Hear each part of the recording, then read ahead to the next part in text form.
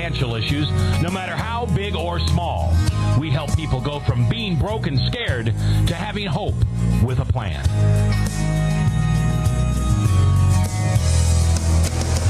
And now, here is your host, the owner and lead financial coach at Strong Tower Consulting, Justin Bennett.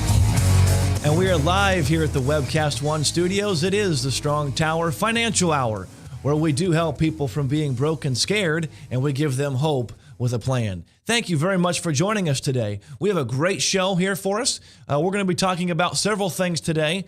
First off, we'll be talking about how student loans are impacting us. A recent article came out that I think is very, very worthwhile going over today. We're also going to talk about how to deal with collectors. Collectors are something that not everyone has to face, but either you're facing it right now or you know someone that is. And if you've got a collector in your life, there's a lot of stress, a lot of anxiety, and that can usually lead to bad choices. So we want to arm you, the consumer, on how to deal with collectors in the right way and get these guys out of your life. Then lastly, as a part of the show today, we're also going to be talking about foreclosures and short sales. What are they? We're going to have Steve Bensema with Remax Real Estate. When do you get a realtor involved in a foreclosure and short sale process?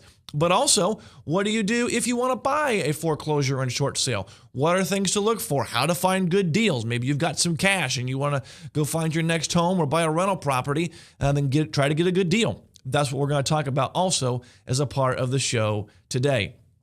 Well, yesterday on Money Magazine, or Money.com, which is where Money Magazine is, an interesting article came out about student loans. And I want to go over this with you guys. It says student debt delays spending, saving, and marriage. And I caught that title like, wow. Student debt delays spending, saving, and marriage. So listen to this. Student loan debt is leading some borrowers to put off buying a home, saving for retirement, or even getting hitched.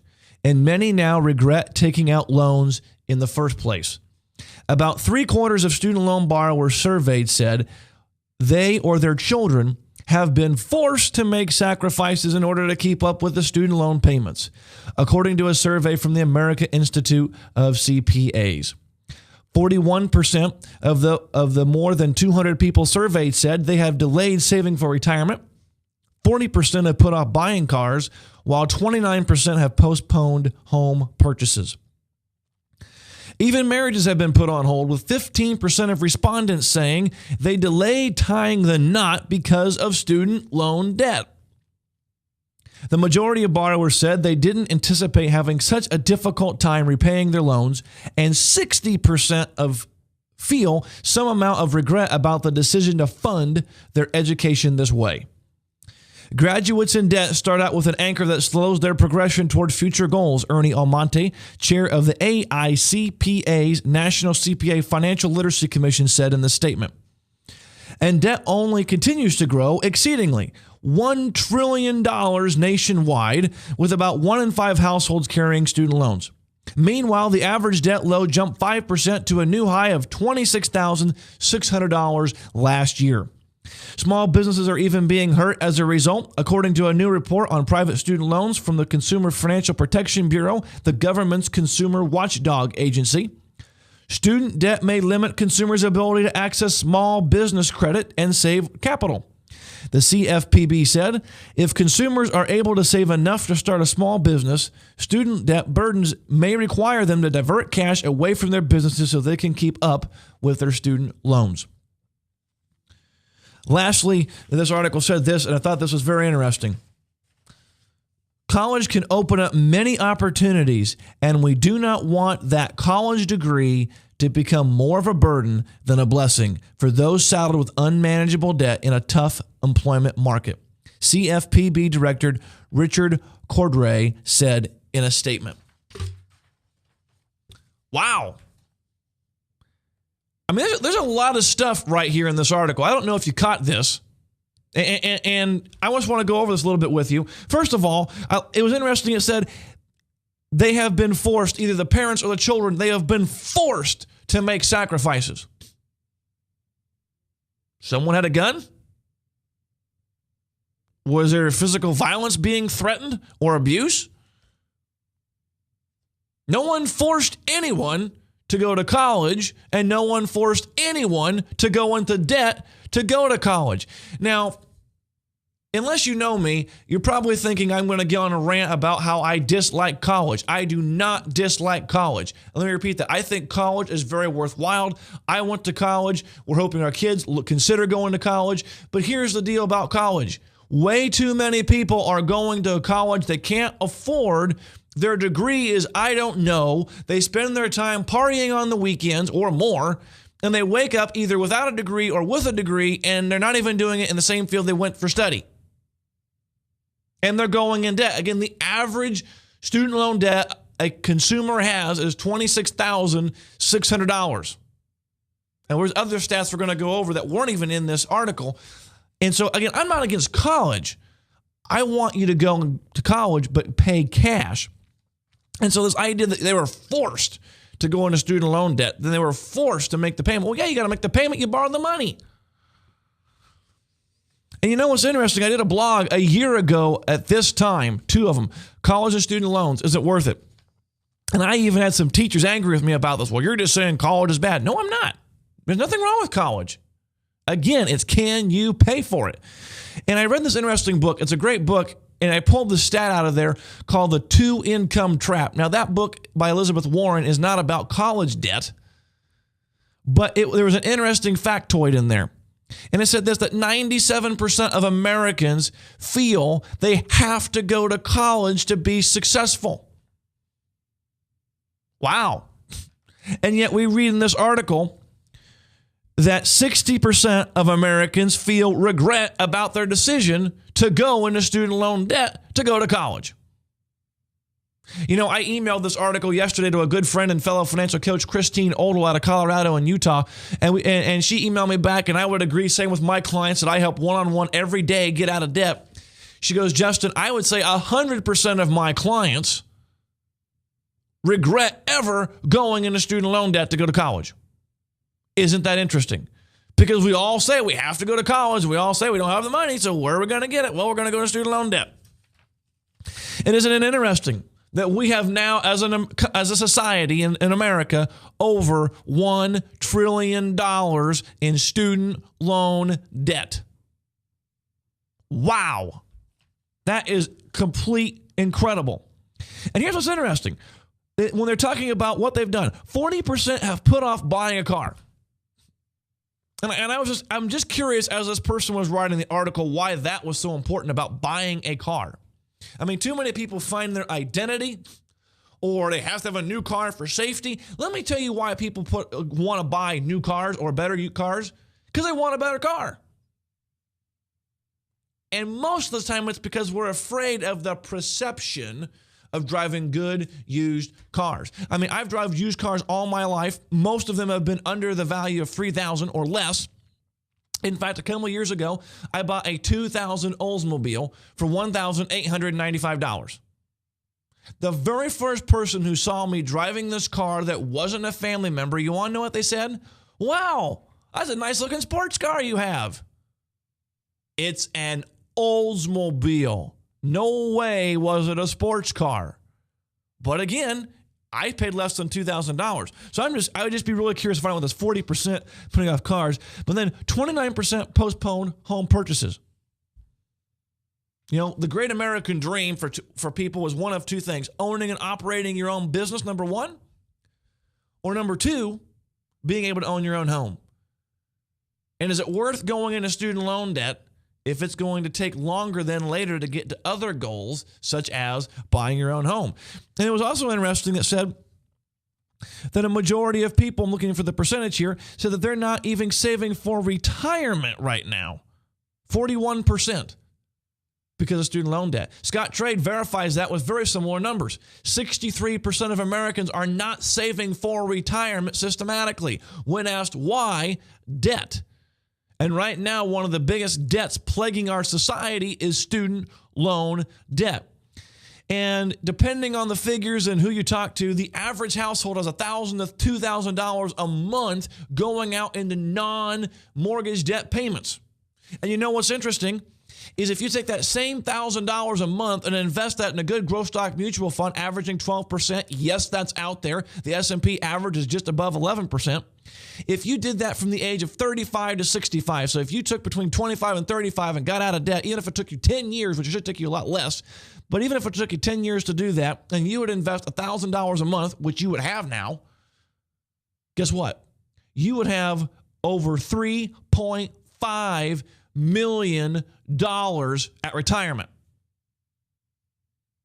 What if you went to college debt-free, or your kids went to college debt-free, and they got that good-paying job, and they were able to invest $1,000 a month because they don't have student loan payment, credit card payments, and all those kind of things?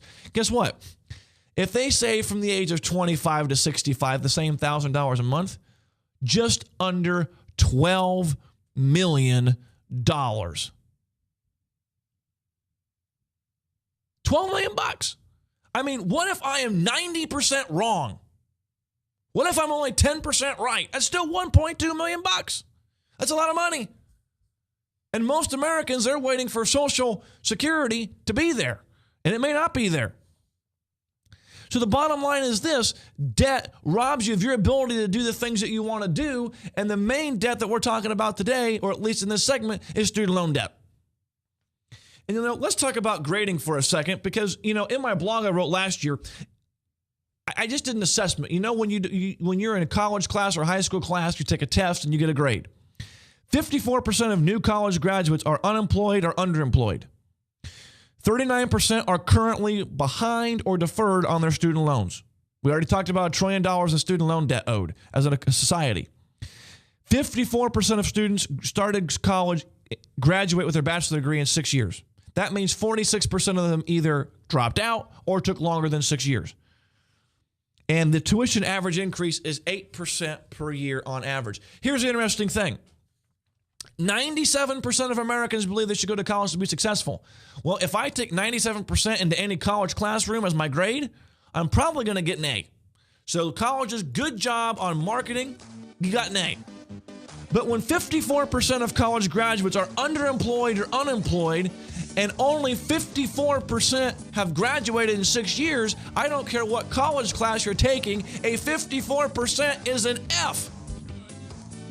Now, again, I'm not against college. I want you to go to college, but only what you can afford. It is killing us as a society. Stop the madness. When we come back, we're going to show you how to get out of collectors. Leach, owner and general manager of Service Legends.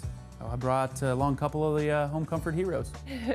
Hi, I'm Tammy Wells. I am Nick Wonderscheid. I'm administrative manager. I am the senior technician from Service Legends. It seems like every good thing, when you feel it to the bone that it's good, there's a lot of hard work put behind it. I don't think that you can fake it and have it turn out good. If we seem like, okay, that's just weird, it's just a furnace, why would you believe so deeply in a furnace? It's not just that, we want to show the world that you can have good service. Yeah, I mean, it's your home.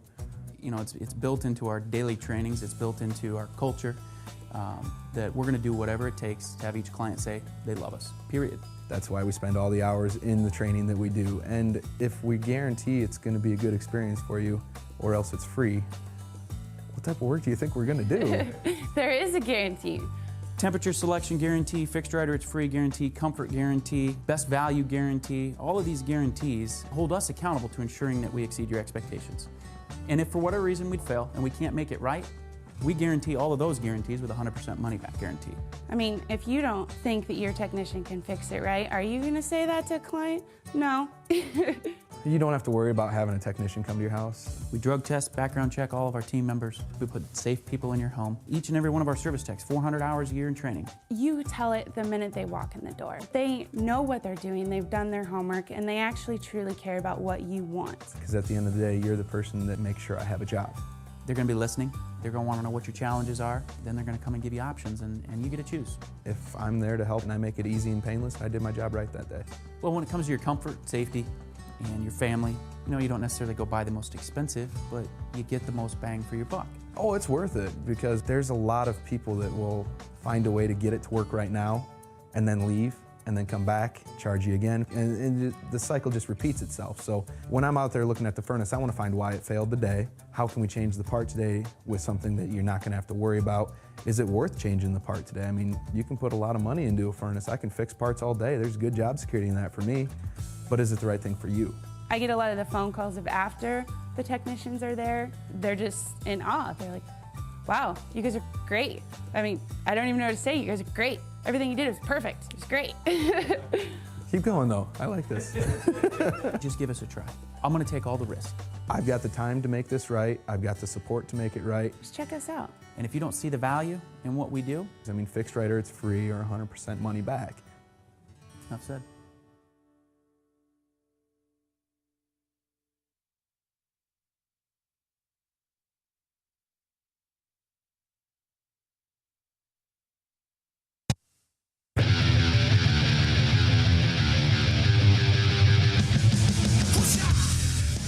And we are back here at the Strong Tower Financial Hour, where we do help people from being broke and scared, and we give them hope with a plan. If you missed our segment, we'll have this later up on our Facebook page today, or the whole show on Facebook. You can go to facebook.com/StrongTowerIowa. That's where we put our YouTube videos of the show. And if you want to watch it live, you should be on webcast1live.com. And our first segment, we talked about student loan debt and how it's crippling us as Americans. And just the need, if you're going to go to college, great, but pay cash. Later today on the show, we're going to have Steve Benson on with RE/MAX Real Estate, and we're going to talk about what to do if you're in a foreclosure or short sale situation. When do you get a realtor involved? What do they need to know? And also, if you've got some money, how do you buy good foreclosure or short sale property without losing your shirt in the process? Because there's a good way to get good deals when you do that. We want to make sure, though, that we do a good job. But I want to spend some time talking about a subject matter that may be tough for some of you because you're dealing with it right now. And that is being behind on your bills, dealing with collectors. Now, some of you, you're not dealing with any collectors, or maybe you're beyond that now. But if you're not, you probably know someone who does. And if you do, I hope this segment can provide hope to your friends, your family, or you if you're going through collections. Because you know what? If you're behind on your bills, I think it's obvious to say there's some stress going on. Would you agree? Well, when I'm stressed, I don't know about you, but if you're stressed, stress usually leads to fear. Fear usually leads to being paralyzed. And when you're paralyzed, we either A, aren't making decisions, or B, if we are making decisions, they're usually poor choices. And I know a lot of people, when they get backwards on their debt and they get behind the 8 ball, they stop opening their mail. They go, la, la, la, la, la, la, hope they never get caught. And they know they're in trouble, and they don't deal with the problem. So I want to give you some help and hope that how to deal with collectors. First off, we need to remember this. If you're behind, or if you know someone that's behind, the collector has one main job, one main goal: get your money. You signed up for a bill, whether it's a credit card, student loan, what have you. You're not paying it as agreed. They have every right to call you and say, yo, where's the money? And that's their only goal. Now, there are collectors out there who are really nice. There are collectors out there that are mean, and they're scum.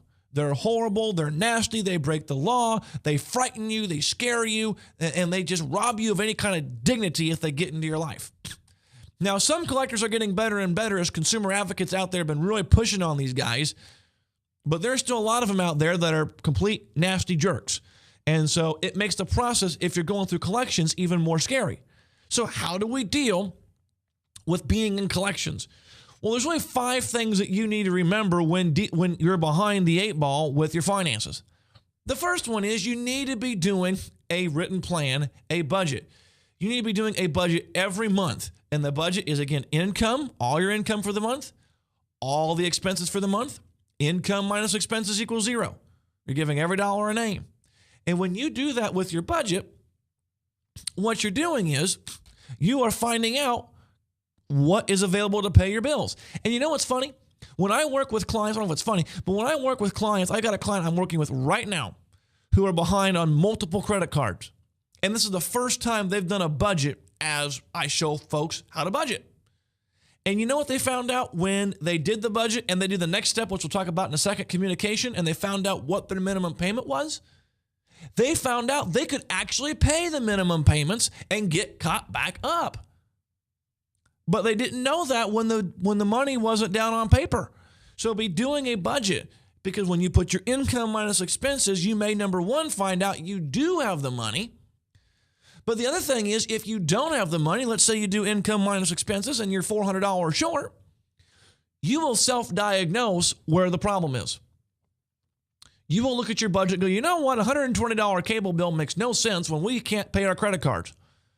Or spending $5 a day or $100 a month going out to eat for lunch at work makes no sense when we're behind on our bills. And you will go through and start making certain cutbacks in your life to be able to pay the bill. So do the budget, because it will give you a sense of peace and control just by that alone. The next step, what you need to be doing is communicate. Too many times when we get behind on our bills and the collector starts calling or the creditor starts calling, we quickly send them the voicemail or hit click or we answer click, and we get 19,000 calls a day from these credit collectors. And most people, when they're behind, they're not behind just on one bill.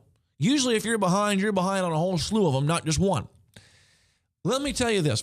When it comes to the Fair Debt Credit Practices Act, one of the things that collectors cannot do, or they're violating this law, which is illegal, is by contacting you multiple times in a day. But there's a little bit of a splitting hair that you need to know about. If you don't answer the phone, they have every right to continue to call until you answer the phone. So there's a thing that we call in the collector world, I used to be a collector, called right party contact. And as soon as I have contacted you, the borrower, the customer, and we've talked, I have no permission unless you give me permission to call you again that day. And I can tell you, I work for a very large organization. When we did collections, everything is database. There's all these numbers that tell this automatic dialer when to call you. If you called in, even if we got nothing settled, even if it was just a conversation and that's all it was and updating information, there was a code that I put in there saying we had a conversation today. And that would usually give you a few days break before the next phone call typically. If you set up payment arrangements, that's going to substantially lower your calls. Now, understand this. If a collector is being rude to you or a jerk, you have every right to hang up the phone. And I would dial back in and I would get a manager on the phone, or I would keep calling until you get someone that will treat you with dignity. Now, what I am finding has been true as of lately is a lot of the collectors that are in-house with the actual organization, so it's not a third-party collector, usually at the beginning stages of following behind, they are getting better at being professional. They haven't arrived yet, but they're getting better. But you need to be communicating, going, I'm not going to call, I'm just going to hit ignore. They're going to call you 80 times a day. Don't ignore them. And I can't tell you the number of, I would say all of my clients who have contacted their creditors, when they did, two things happened. One, it wasn't as scary as they thought. And two, because the calls dropped, they're at more peace. So call them. Talk to them. Now, if you've got 10, 20 bills that you haven't paid in a year, you may not want to call all of them at once. You may punk a beehive and get stung. So don't do that. But if you're just starting to fall behind and you're going, I need to take care of this mess, contact them, communicate with them, find out how much you owe, total balance, how far are you behind, and what is the minimum payment they would accept on a monthly basis to get this back on track. And you'll be amazed at what they're willing to do, because a lot of credit card companies right now, they're wanting money and they're willing to work out some deals if you can pay something. So give them a call. Now, don't let them force you or bully you, club, into you taking your food money or your light money. You always need to take care of your necessities first, which is household and your utilities, food, clothing, and basic transportation. If they're wanting money that's going to take from that, they don't get that money. They get the rest of your money after the necessities are paid, and you do that again with your budget and communicating. The third thing you're going to need to do is you're going to need to get more money. You're going to need to get more money. I mean, this is a simple math equation. If you want to pay off this debt, if you want to get current on your bills, you're going to have to find more income, which means working extra jobs, overtime, selling some assets, doing something to change the income. Because if you don't change your income, How are you going to change this equation? There's only so much you can sacrifice, and I don't want you cutting your food down to nothing to be able to pay these guys. So get some extra money. The next step to do is negotiate. Maybe you've got some money, you sold some assets, you've sold some toys, and now you got a little bit of money. Call these creditors and negotiate. In the next segment, we're going to teach you how to negotiate with these creditors, okay? Now, you're not going to negotiate if you're current, and I don't recommend negotiating if you got the money to pay the bill normally. If you're behind and just scratched up some money, it's okay to negotiate. The last thing I want to talk about is you need to cut up credit cards. Cut them up. Be done with these things. They are not a blessing in your life. You already know that because they're calling you saying, where is the money? You can't afford to pay these guys. They weren't nice to you at all. Oh, they said, oh, yeah, sure, we have 0% interest. Well, you don't have 0% interest anymore, do you? You probably have 29%, 24%, late fees, this fee, that fee, and you're paying more interest than you are principal. If you want to prevent yourself from being in this mess, stop going into debt, cut up the credit cards, close the credit cards, stop going into debt, stop the bleeding, and then once you get these current, and then once you pay them off, you won't be behind anymore because it's hard to get behind on a bill you don't even have. So cut the stinking things up and be done with the credit cards. Now, some of you might be going, those are all nice steps, Justin, but I'm still scared, I'm still concerned, and you still have fear.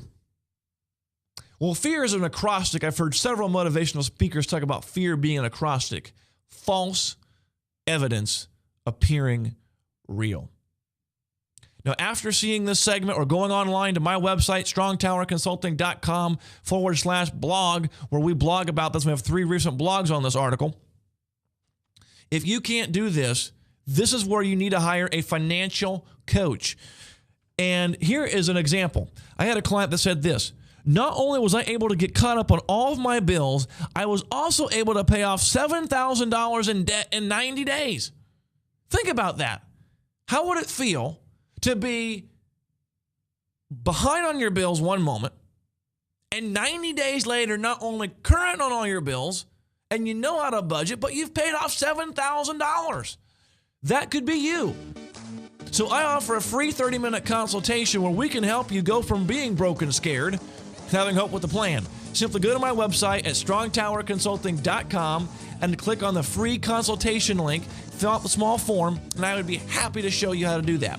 When we come back, we're going to talk about how to negotiate with collectors if you're able to get some money to get these guys out of your life. And we're also going to talk about what if you have not enough money to pay the minimum payments. We have a plan for that when we come back. From the RE/MAX Real Estate Concept Studios, this is Webcast One Live. Hi, my name is Steve Bensmo with RE/MAX, where a house becomes a home. And when your host, Justin, wanted to sell his home, he gave me a call. I want to share a little bit about my buying philosophy when I work with home buyers. I always want to make sure that people are taking into consideration what home they can afford, not what home they think they can afford. So I ask a question around if they've really looked at what their budget looks like for buying a home. And there's for 2 reasons. One, I do not want my clients calling me in 2 to 3 years to do a short sale. I want people to be able to order pizza on Friday night and not be worried about the mortgage on Monday. So if you're looking for a home to buy, and you want someone on your side to make sure you're buying the right home for you right now, give me a call at 515-257-6531. Again, that's 515-257-6531. Or check me out on Facebook. Again, I'm Steve Bensmo with RE/MAX, where a house becomes a home, and I'm looking forward to working with you. Thanks.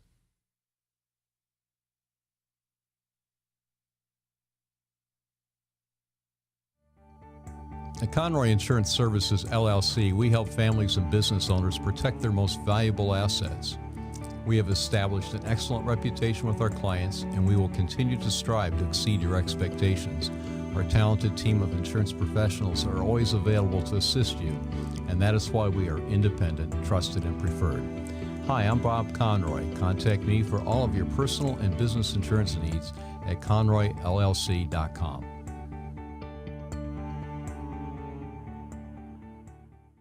Drink, dance, party. Kitty's is the ultimate dance club in Des Moines. A huge dance floor with room to move, 3 bars to keep your drinks full, and kickin' DJs playing all your favorite dance music. At Kitty's, we've always got your birthday party planned with Birthday Fridays. That's right, when your birthday rolls around, there's only one place to go. Gather up your friends and head to Kitty's, where you drink free on the Friday of your birthday week. Find out more about Birthday Fridays at kittiesusa.com. Kitty's, all kinds of people, all kinds of music, all kinds of fun. Drug and alcohol addiction slowly steals a person's identity, tearing away pieces of their life little by little until one day it seems like the hope of a happy future is gone and there's no chance of getting it back. Here at St. Gregory Retreat Centers, we can assure you that there is hope. Our unique approach to recovery begins with the understanding that the dysfunction and damage caused by addiction can be overcome, not just dealt with. Don't let another day go by. Call St. Gregory today. From the RE/MAX Real Estate Concept Studios, this is Webcast One Live. I'm not about to give up because I heard you say there's going And we are back here at the Strong Tower Financial Hour. Thanks for joining us. And again, earlier on the show, we talked about college loans and how they are just strapping us as Americans. In our last segment, we talked about how to deal with collectors. Because if you have a collector in your life, it can be very, very stressful, very painful situation to go through, and we want to walk you through how to handle these guys. Well, now I want to take some time dealing with the collectors and also talk about, well, one of the things we talked about is selling some stuff, getting some extra money so you can pay these guys off and get done with them. Well, if you're far enough behind on some of these creditors, you might be able to negotiate and should be able to negotiate with them and be able to get these guys out of your life even faster. But there's things that you must do when negotiating to make sure you don't get caught up and lose your tail and do something bad here. So we're going to talk about different things that you need to do when negotiating. But before we negotiate, a couple of asterisks. Number one, I am not here to teach you how to dodge a bill. If you have the money, pay your bills on time. And then number one, pay them off. If they're creditors, pay them off. Secondly is this. What we're teaching you in negotiating is legal and moral. Well, how is it legal and moral? Well, if let's say you owe a credit card $5,000 and they agree to settle for $2,000, they have legally agreed to $2,000. If they've agreed to it and you've agreed to it, you've amended your contract. It's not moral. It's not against the rules as long as you both agree. Now, there are some things that you got to do to make sure you protect yourself when negotiating with creditors, and let's go over those. First thing, if you are behind on your bills and you got some money scraped up, whether you sold a car, sold some toys, or you got some extra job and you've been saving some money, and you can now start negotiating with some of your creditors, here are some things that you must do. First of all, you must get the agreement in writing. You must get the agreement in writing, and I recommend it needs to be on the company letterhead. So if you have a Visa card that you owe $5,000 and they settled it for $2,000, that's great. That's a great first step, but have them email it or fax it, which they usually can do one or both of those, or at least send it in the mail and say, look, I'm happy to give you this settlement for $2,000, but in order to do that, it needs to be in writing with your letterhead, and as soon as you do that, then you can go to the next step. So again, first, get it in writing. Secondly, no electronic access to your bank accounts. They're going to make it seem like a requirement. You have to you have to do an automatic withdrawal with your debit card or your checking account. No, you do not. Now, you may have to have several conversations with them to get them to quit bothering you on this. You may have to go to a supervisor on this. I don't know, but you don't have to give them your checking account. And here's why you don't want to do that. Because, again, some of these collectors out there, they don't follow the rules. And that you agree with $2,000, they'll pull out $5,000. And you're going to go, they're about my food money. So you do not want to give them electronic access to your accounts. Now then, if you've done everything you can and they will not hear you, there is an alternative, a workaround. A lot of my clients, I find they have this random checking account or savings account just sitting there, and they only got $20 in the account just to keep it open. They don't ever use it. Use that account as your collector payoff account, or if you don't have one of those, go to the bank or your credit union and open a new account, and its sole explicit purpose is to only be used to pay off your creditors that you're doing settlements with. So that way, if they ever take out more than they should, you can close the account and they didn't take your food or light money. And then you're going to tell them, look, you've broken your word. I'm definitely for sure not going to do this now. But again, let them know that you're going to send certified funds. If you go to the bank or a credit union, you get certified funds, which is a cashier's check or money order. It is guaranteed money. It is good money. As long as the bank's open, and I don't think any of us bank at places where the banks are closing, so I think we're good there, right? So put it on cashier's check or money order, and then send it certified mail or overnight. And if they're really being crazy about this whole idea of electronic access to your account, say, listen, I'm going to do certified mail, or excuse me, certified money, and we're also going to do overnight mail. Because if you do an overnight mail, there's a tracking number, and they get it the next day. It's all guaranteed. So do those. Certified mail, because here's the deal. If they ever say that you never sent the check, you can go, yeah, well, you signed the little green paper, or there was a tracking number with UPS or FedEx or USPS, whoever you're using, saying that you did, in fact, get this package. So you want that for your protection. So you do it in writing. Do not give them electronic access to your account. You use certified mail. And then when that's all done, follow up with them within 30 days if they have not sent you a letter saying the account has been settled in full, because you're going to keep everything here for the rest of your life. You're going to keep the offer to settle letter that's got settled in full in there. You're going to keep the copy of the certified check in there. You're going to keep a copy of the certified letter in there, or the certified mail in there. You're also going to keep the letter saying that it has been satisfied and closed and you are done. Now, why do you need to save all that documents? Because that's going to get a lot of those if you've got 10, 12 credit cards that you owe. Well, the reason why you're doing it simple. There is a potential that 10 years, 5 years, 8 years down the road, these collectors that you owe money to, that you paid them off when you no longer owe money to, third-party collectors are going to buy a bulk load of debt, and somehow yours got in there, they're going to call you and saying, Jane Smith, you owe money on your credit card. You owe us $5,000. You're going to go, what are you talking about? Oh, well, I paid you guys off 5 years ago. Well, right here it says you owe $5,000. Well, no, I don't. We'll prove it. Okay, what's your fax number? What's your email? And then you're going to email them all this to you, and they're going to be out of your life because you have proven it. So you've got to have this proof for the rest of your life on anybody you settle with. So a reminder, here are the things that you keep a copy of, and here's what you need to do when you are negotiating and you've got an agreed upon settlement with your creditors. First off, again, it needs to be in writing with company letterhead. And it needs to have in that letter settled in full. They can email, fax, or mail that to you. It needs to also be without electronic access to your checking account. You may have to twist and turn to get them to do that, but they'll bend if you keep barking at them. And if they won't, for whatever reason, use a secondary account that you wouldn't mind closing if they do dumb things with it. Next, you need to send, if you are sending the check, do it cashier's check or money order so they don't have a copy of your personal check. It's guaranteed funds that way. Send it certified mail or overnight mail so there's proof that they got it. And then keep a letter that says that you have in fact paid it. We received the money. It is settled in full. We are done. And if they have not given you that letter, then you need to keep following up with them until they do, and keep all of this for the rest of your life. Now, what do we do if we're behind the 8 ball and we can't even pay minimum payments? Yeah, we'd love to be able to negotiate these guys, but we can't even pay the minimums. We have a hard enough time keeping the lights on and paying for the food and paying rent. How do we do this? Well, there's a plan out there that you can use, and it's not a plan that you can do forever, and it's not the most glamorous plan in the world, but it's going to keep them from getting a lot of legal traction in your life to give you a chance to get more money. And it's called the Pro Rata plan. The Pro Rata plan is simply this.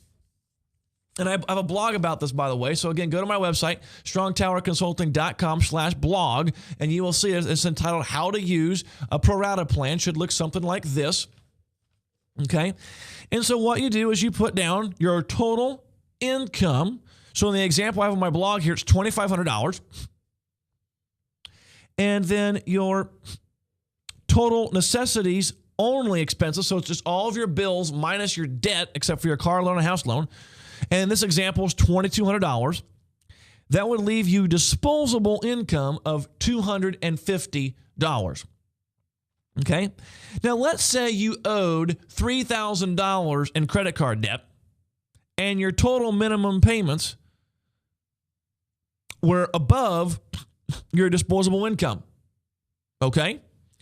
So then what you do is you list off all your creditors, the total payoff, the total amount of your debt, which in this example is $30,000, the percent of what they owe. So take the payoff divided by the total debt, take that times your disposable income, and that is going to equal your new monthly payment.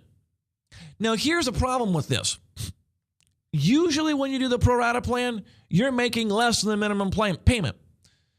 Do you think your creditor is going to be excited about this?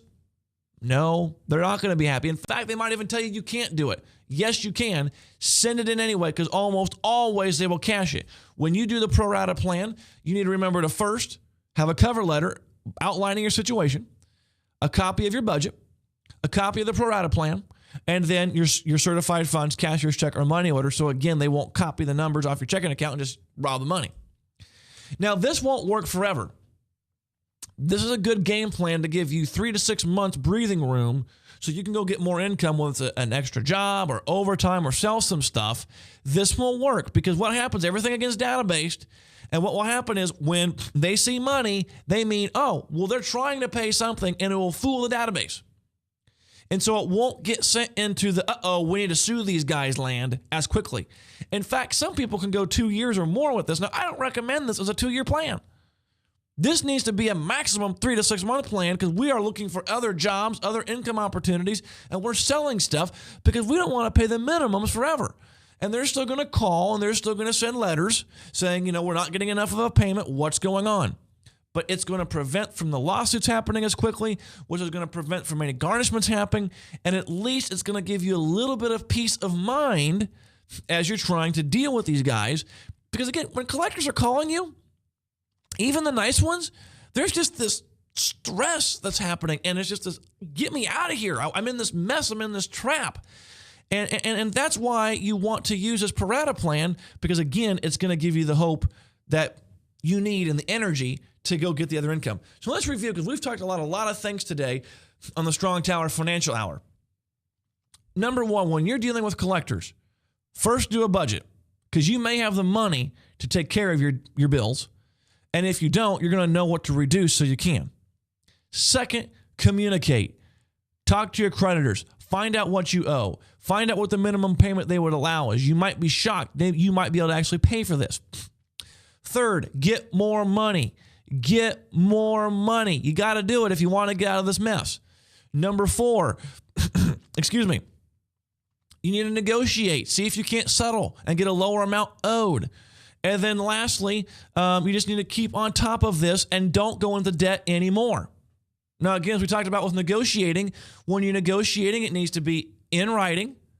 It needs to be certified mail, return receipt requested. It needs to be certified funds, and you need to have a letter saying it's been paid off and everything in full. And all of that, you make all these copies and you keep it in a special folder for the rest of your life. If you cannot make the minimum payments, you go use a pro rata plan. Again, yes, you're paying less than the minimum owed almost every time. At least it keeps you away from hopefully going down legal paths and give you the opportunity to be able to make some extra income. When we come back on the Strong Tower Financial Hour, we're going to talk with Steve Bensema of RE/MAX Real Estate. What to do when you are in a foreclosure or short sale situation. How can a realtor help minimize the stress and get you out of your home and into your next one? And also, if you've got some money to scratch up so you can actually buy a home that's in foreclosure, how to do that without losing your tail. We'll talk about that next on the Strong Tower Financial Hour. From the RE/MAX Real Estate Concept Studios, this is Webcast One Live. Drug and alcohol addiction slowly steals a person's identity, tearing away pieces of their life little by little, until one day it seems like the hope of a happy future is gone and there's no chance of getting it back. Here at St. Gregory Retreat Centers, we can assure you that there is hope.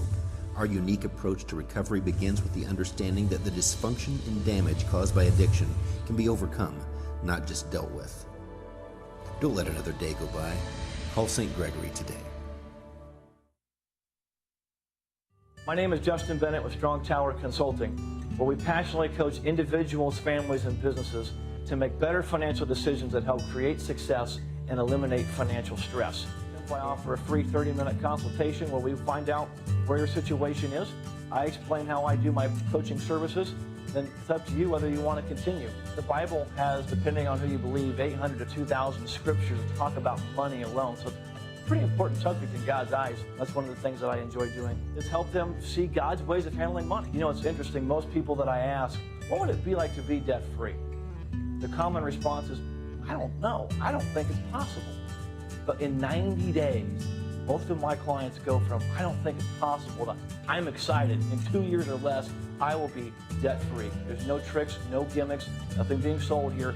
It's just learning how to do money well. This is Strong Tower Financial Hour, where we help people go from being broke and scared to having hope with a plan.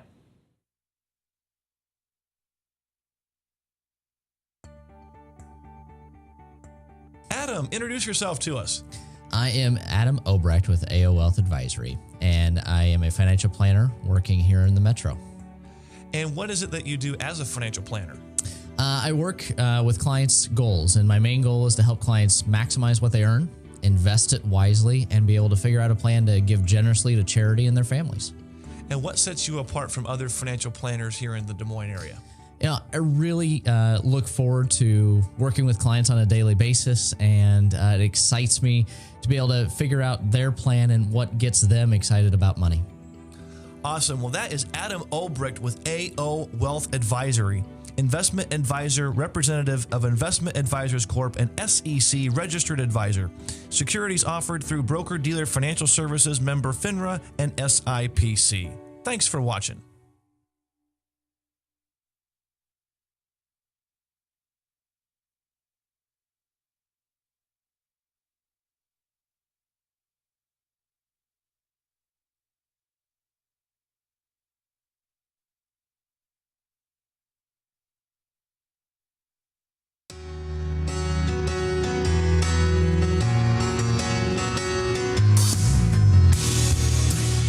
We are live again at the Strong Tower Financial Hour, where we do help people from being broke and scared, and we give them hope with a plan. You know, Proverbs 22:7 says the rich rules over the poor, and the borrower is slave to the lender. And we have talked today a lot about debt.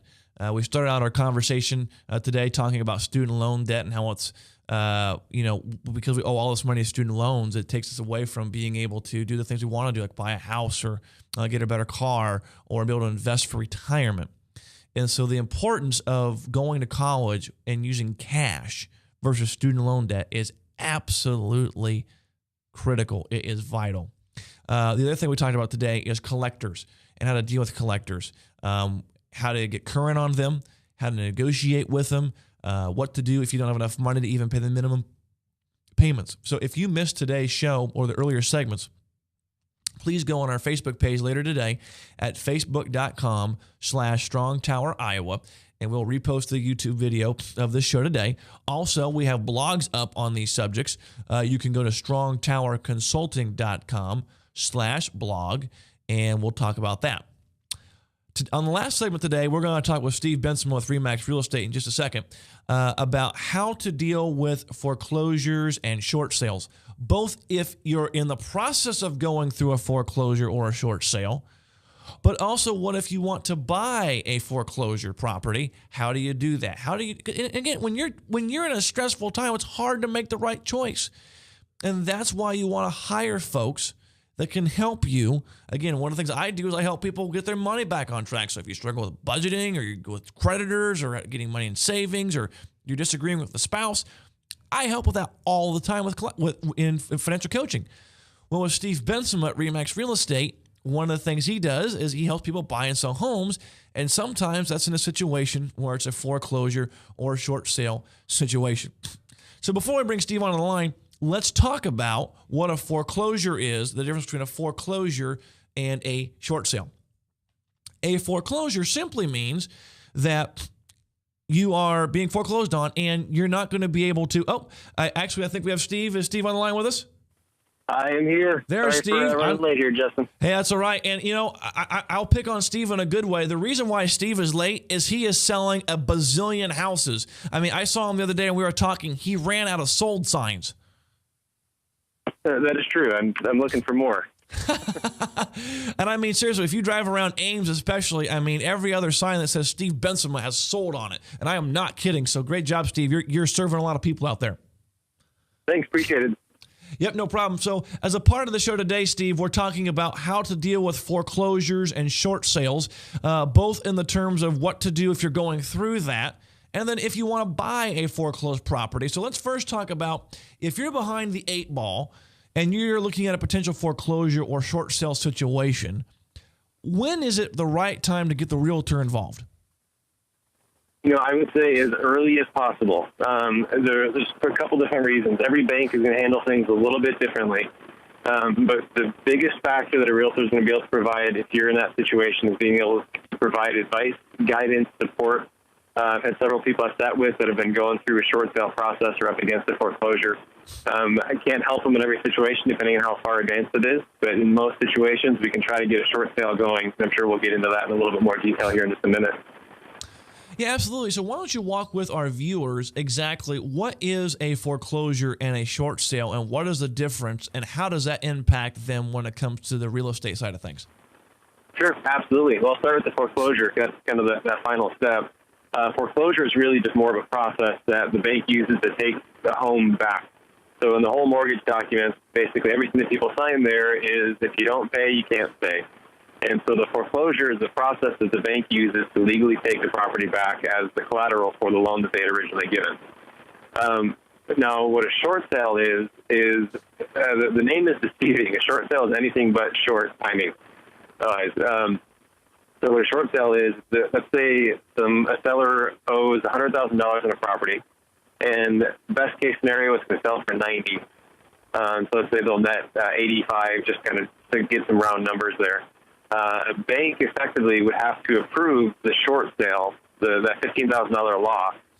So in a short sale situation, when somebody's making an offer on a short sale, they're negotiating with the seller, but ultimately they're needing the bank approval to get everything to go through.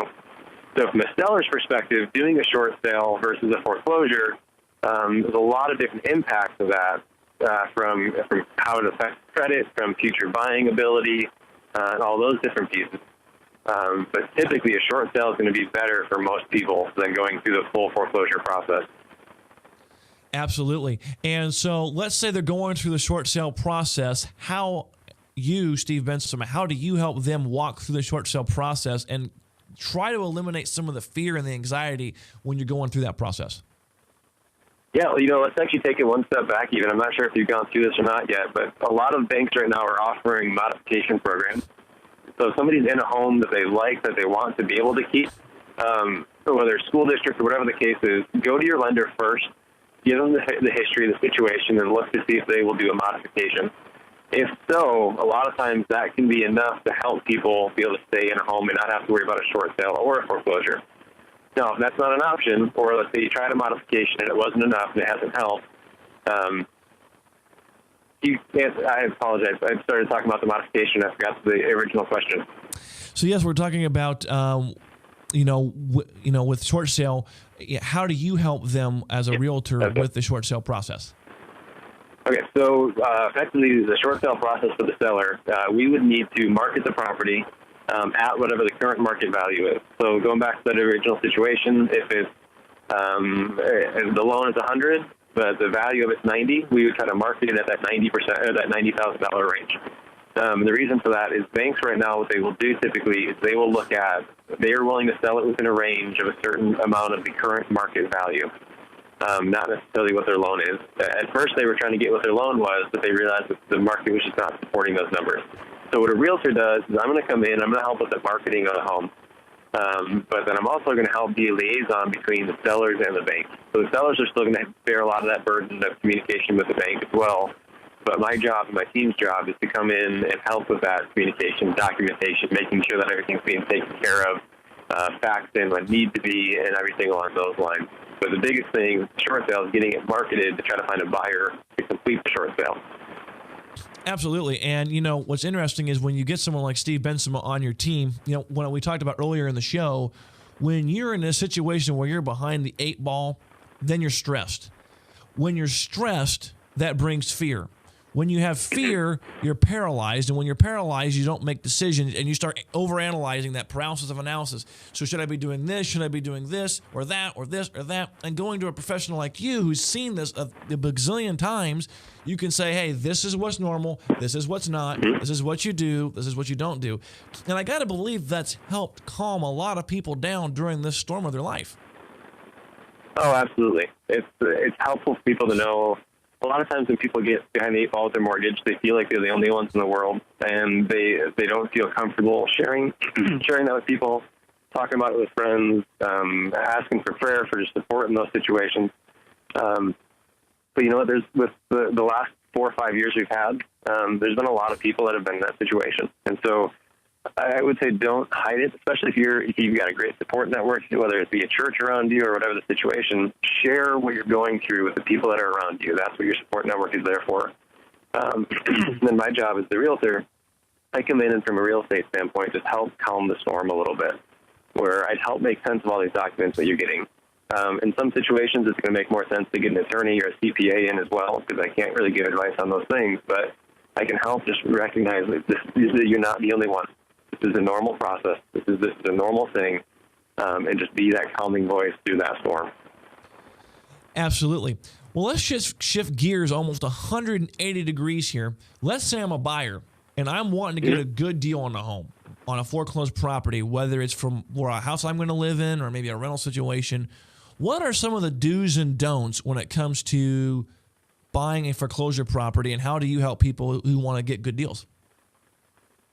Foreclosures are usually pretty straightforward. At that point, the bank has already taken them back, so there's no long approval process. You'll hear pretty quickly of what's going to happen.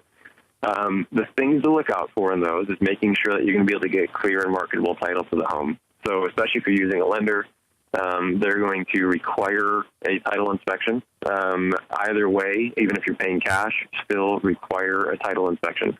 Make sure that abstract is up to date, current, and there's no issues in the past. Otherwise, when you go to sell that property in the future, it's all going to be on you and having to go back and try to fix it. Now, as far as actually going through properties, picking properties, depending on the area, a lot of these properties have been vandalized, burglarized, copper's been stolen, appliances have been stolen. So make sure you know what you're getting yourself into. And even if you're a contractor, I still recommend do a home inspection. Home inspectors will be able to find a lot of things. All they do is go through homes, look for issues. And so just making sure that the property is in the condition you expect it to be in, where you don't get in and all of a sudden realize there's $10,000 more worth of work than you thought if you're buying this investment property, that now all of a sudden the numbers don't work for your budget because you overlooked something that could have been saved. Absolutely, and that's a great point about home inspections because when buying real estate, there's all these costs and closing costs, and when they hear home inspection, oh, there's one more cost, but they don't realize those few dollars could save tens of thousands of dollars and a lot of headache. Absolutely, and banks aren't going to deal with you directly anyway, so find a good agent that knows what they're doing and can help manage the process and stay on top of it. So you're going to need a realtor. A lot of investors are like, I can do it on my own. Don't. That's what we're here for, especially in a situation when I'm representing a buyer. My buyer does not have to pay me. The seller does.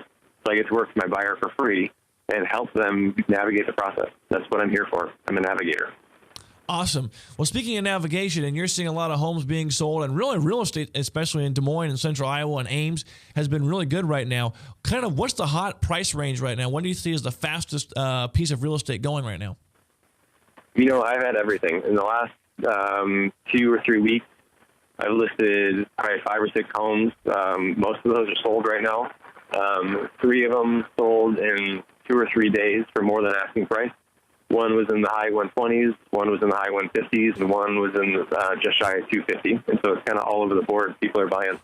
How fun is it to be able to write an offer more, or receive an offer rather, more than the asking price? Oh, it's great. I love it. I get to go back to the seller. One situation, we listed on Monday. They were putting new flooring in on Thursday, so we weren't available to show it until Friday. We had 12 showings set up for Friday. 12. We had 4 offers over asking price before noon. Wow. those were some fun conversations to have. Wow. So if you don't believe that the real estate market has been picking up, there is real life proof from a realtor. And contact Steve Bensema. He is an awesome realtor. Go to liveinia.com or give him a call, and that'd be awesome. Thanks for being on the show today, Steve.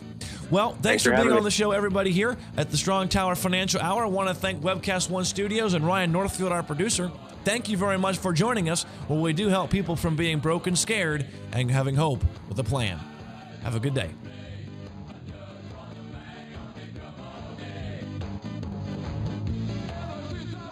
This broadcast is designed to provide accurate and authoritative information with regards to the subject matter covered. It is sold with the understanding that neither the radio host nor the station are engaged in rendering legal, accounting, or other professional advice. If legal advice or other expert professional assistance is required, the services of a competent professional should be sought.